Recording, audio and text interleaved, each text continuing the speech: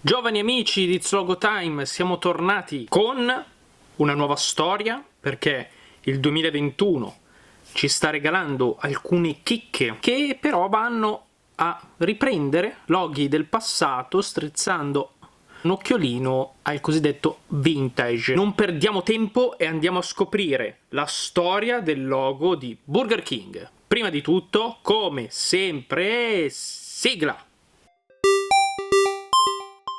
Prima di iniziare, iscrivetevi al canale, attivate la campanella, commentate, condividete i video e ovviamente anche seguitemi sui social. Ora possiamo tranquillamente partire con la storia di uno dei fast food più conosciuti al mondo assieme al rivale McDonald's. Burger King, nota ovviamente catena di fast food americana, nata a Miami nel 1954. Tra l'altro Burger King in Australia ha il nome di Hungry Jack's, così, nata dalla mente geniale di James McLemore e David Edgerton, che erano studenti di Hotel Administration. Uno dei due visita uno dei locali di McDonald's che ai tempi già aveva espanso comunque il suo mercato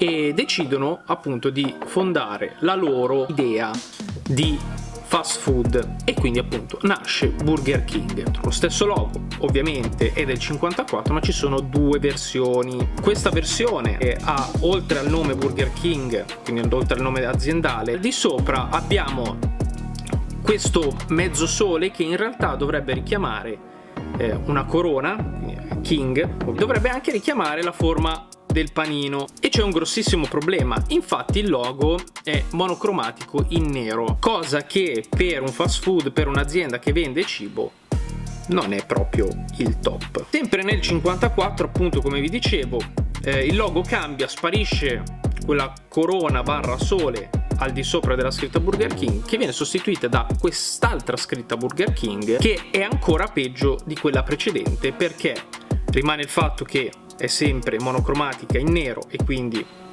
non va bene, ma assume questo font un po' in stile horror, e capite bene che avere un font del genere con inoltre il colore nero.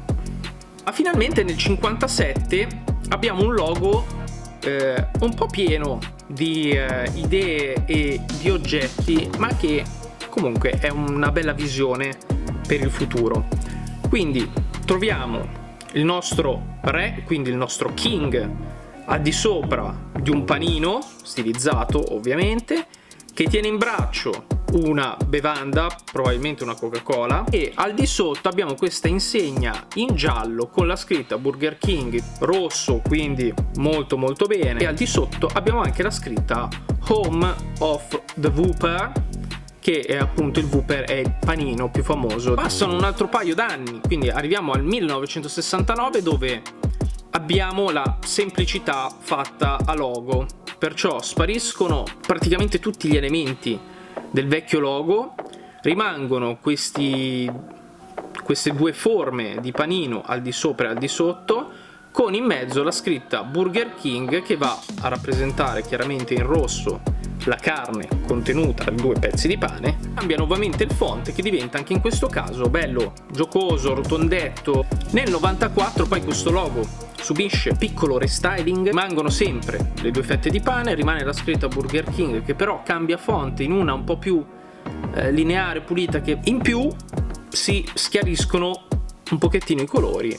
Questa è una scelta grafica, ma tendenzialmente è lo stesso identico logo di quello precedente. Ma nel 99 arriva quello che forse un po' tutti ricordiamo come logo di Burger King, quindi quello con sempre le due fette di pane riviste con delle luci, che in realtà se non si sa la storia si fa un po' fatica a richiamare quei due elementi come due fette di pane. Scritta Burger King che diventa di un rosso più acceso sempre in mezzo alle due fette per ricordare la carne, che strabordi è un riferimento al fatto che i panini della catena sono belli pieni e che la carne di solito esce fuori. Poi abbiamo questa linea blu che circonda tutto, che dovrebbe rappresentare, così dicono,